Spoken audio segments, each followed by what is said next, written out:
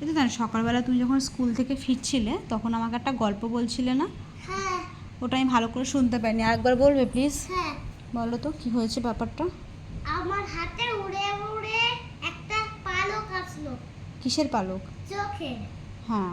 পালক আসলো, আমি বললাম মনে মনে চোখ বন্ধ করে বললাম আমি যেন বড় হয়ে একটা থার কিনি, আমি যেন বড় হয়ে ভালো করে হলো পড়াশোনা করি, মার জন্য যেন এক প্লেট হলো হ্যাঁ পোলাও আনে মা।